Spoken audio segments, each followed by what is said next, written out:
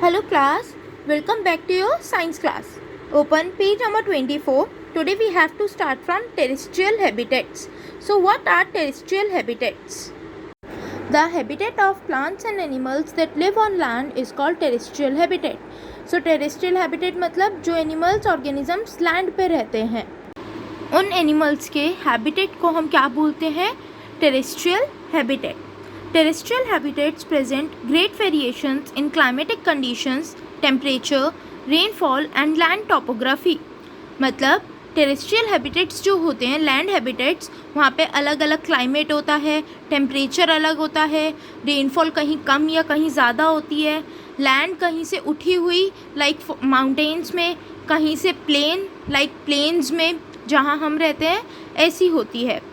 Based on these variations terrestrial habitats can be categorised as. इस basis पे हमने terrestrial habitats को अलग अलग कैटेगरीज में डिवाइड किया है.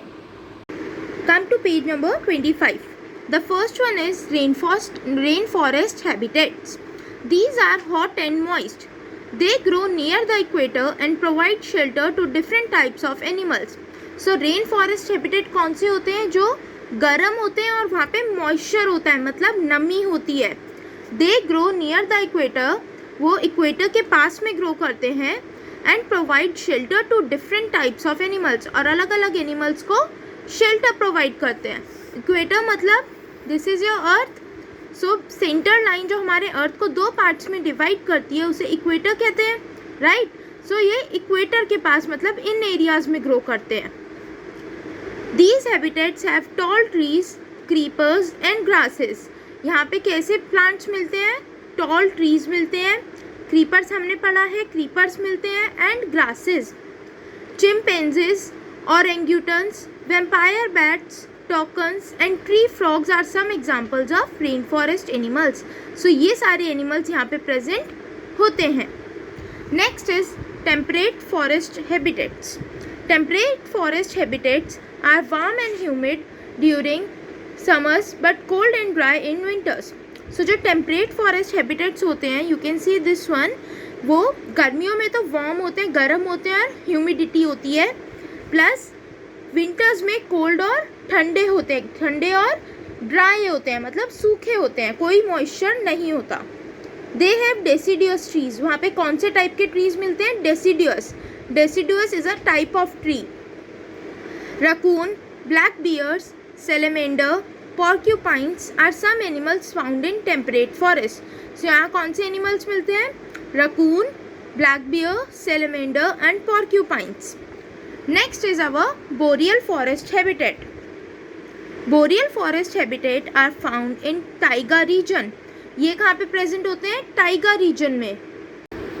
टाइगा रीजन मीन्स ऐसे रीजन्स जो बहुत हाई लैटिट्यूड पे मिलते हैं, मतलब आर्कटिक सर्कल के पास जहाँ बहुत ठंड होती है.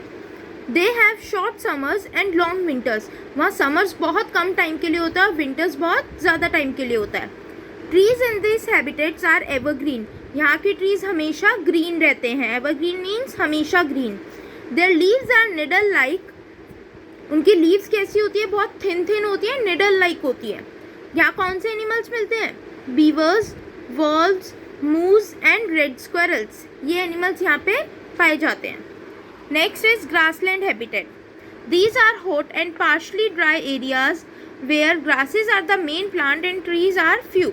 सो ग्रासलैंड हैबिटेट्स गर्म होते हैं और थोड़े सूखे होते हैं. यहाँ पे ग्रासेस होती हैं ज़्यादातर, ट्रीज बहुत कम मिलते हैं. Animals found here are. कौन कौन से एनिमल्स मिलते हैं यहाँ? Zebra, giraffe, elephants, lions, tigers and foxes. Desert habitat. These are very dry places where rainfall is scarce. मतलब ये वो जगह हैं जो बिल्कुल सूखी रहती हैं और यहाँ पे रेनफॉल बिल्कुल कम होती है, बिल्कुल ना के बराबर होती है. स्कार्स मतलब कमी होना किसी चीज़ की. Camels and gerbils are desert animals. यहाँ पे कौन से एनिमल्स मिलते हैं? Camels and gerbils. Whereas cacti, date and palm, acacia are desert vegetation. और प्लांट्स यहाँ कौन से मिलते हैं? कैक्टाई मतलब cactus, date palm and acacia. Okay. Next is tundra habitats.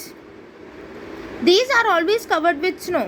ये हमेशा स्नो से कवर्ड रहते हैं. As you can see this in picture. The vegetation is very scanty and in the form of some grasses. Vegetation यहाँ बहुत कम और छोटी छोटी होती है grasses की फॉर्म में. Polar bears, reindeers, snow dogs and arctic foxes are found in tundra habitats. So यहाँ कौन से एनिमल्स मिलते हैं? Polar bears, reindeers, snow dogs and arctic foxes. Turn to page number 26. Mountain habitats. These are rocky and very cold. Mountain habitats ठंडे होते हैं और यहाँ बहुत पत्थर like पहाड़ होते हैं. As you can see in this picture. Cone shaped trees are found here. यहाँ पे ऐसे cone के shape के trees मिलते हैं. Okay. Their leaves are needle like so that snow can just slide off. और इनकी leaves needle like होती है ताकि इस पे से snow नीचे आ जाए. यहाँ कौन से एनिमल्स मिलते हैं? Snow leopards and mountain goats.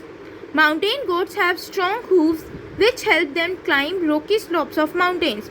मतलब जो माउंटेन गोट्स होती हैं उनके पैर के जो पंजे होते हैं, फुट होते हैं, वो बहुत स्ट्रॉन्ग होते हैं ताकि वो माउंटेन पे इजीली क्लाइंब कर सके. Okay. Now our next topic is components of a habitat. Our environment is made up of living and non-living components. All of them interact with each other. So हमारे environment में living और non-living things present हैं जो आपस में interact करती हैं. A habitat has two types of components.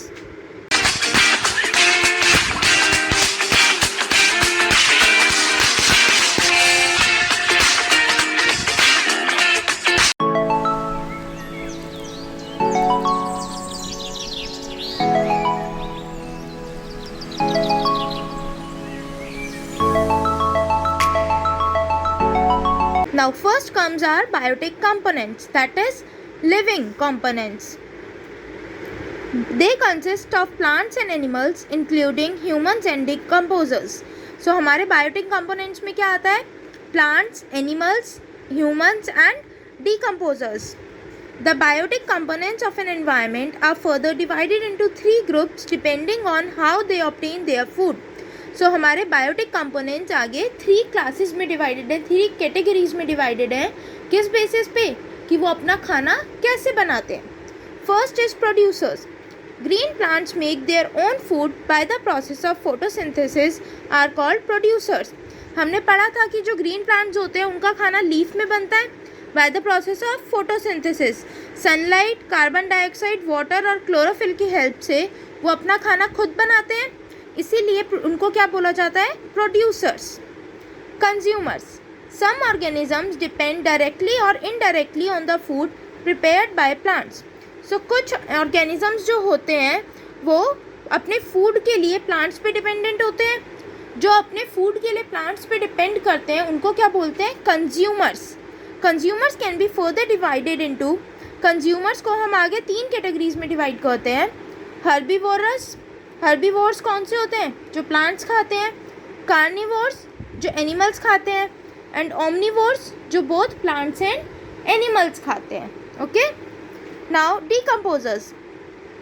Living organisms which derive their food from dead and decaying plants and animals are called decomposers. So decomposers कौन होते हैं? जो अपना खाना किससे लेते हैं? डेड और डिकेइंग प्लांट्स, मतलब मरे हुए और सड़े गले जो प्लांट्स और एनिमल्स की डेड बॉडीज़ होती हैं वो उन पे फीड करते हैं, उनको अपना खाना बनाते हैं. Micro organisms like bacteria and fungi acts as decomposers. So decomposers का एग्जाम्पल क्या है? Bacteria and fungi. Micro organisms मतलब बहुत छोटे organisms. Decomposers decompose the dead organisms into nutrients. So decomposers क्या करते हैं?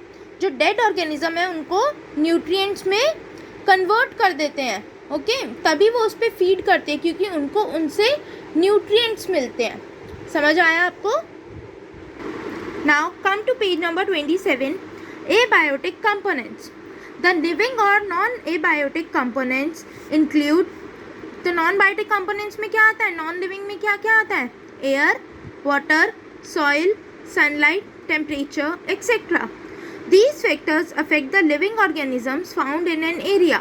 So किसी एरिया में लिविंग ऑर्गेनिजम्स प्रेजेंट है वहाँ का क्लाइमेट कैसा है, सनलाइट कैसी है, वाटर कैसा है, सॉइल कैसी है, उससे लिविंग ऑर्गेनिजम्स पे फ़र्क पड़ता है ना। लाइक क्लाइमेट बहुत ठंडा होता है तो हमें ठंड लगती है, ह्यूमिड वाला होता है तो हमें गर्मी लगती है, right. So here is an activity given 2.4. In this activity what you have to do, आपको ड्राई ग्रीन ग्राम्स लानी है, मतलब जो हरी दाल होती है वो लेके आनी है। ओके आप उसमें से क्या करेंगे, थोड़ा सा ग्रीन ग्राम्स जो कच्चे हैं उनको उठा के अलग रख देंगे, ठीक है, और बाकी जो बचे हुए हैं उनको एक दिन के लिए वाटर में रख देंगे। फिर जो आपने वाटर में रखे थे उनको हम 4 पार्ट्स में डिवाइड करेंगे। ओके ये जो हमने वाटर में रखे थे उनको, फिर 1 पार्ट को हम पानी के अंदर ही छोड़ देंगे 3-4 डेज़ के लिए। सेकेंड पार्ट को हम धूप में रखेंगे, सनी रूम में। थर्ड पार्ट को हम कम्प्लीटली डार्क एरिया जैसे कबर्ड में। फोर्थ पार्ट को हम बिल्कुल कोल्ड रीजन में रखेंगे, ठीक है, जैसे रेफ्रिजरेटर। फिर आप उसको थोड़े दिन बाद ऑब्जर्व करेंगे क्या जितने भी पार्ट्स थे 5 पार्ट्स सारे इक्वली जर्मिनेट हो रहे हैं, सारे इक्वली ग्रो कर रहे हैं। ओके सो इससे आपको दिखेगा कि वो सारे इक्वली ग्रो नहीं कर रहे, किसी में ग्रोथ जल्दी है, किसी में कम है, किसी में कैसी है। So from the above activity we conclude that abiotic factors like air, water, light and heat are very important for growth of plants. So जो factors होते हैं जैसे air, water, sunlight, heat, जो abiotic factors होते हैं उनका plants की growth पे बहुत effect होता है, right? अगर आप water कम देते हो तो plant सूख जाता है, sunlight नहीं मिलती तो plant grow नहीं करता, है ना। So abiotic factors का plants की growth पे बहुत effect पड़ता है। Okay? Now we will continue the adaptations in next video.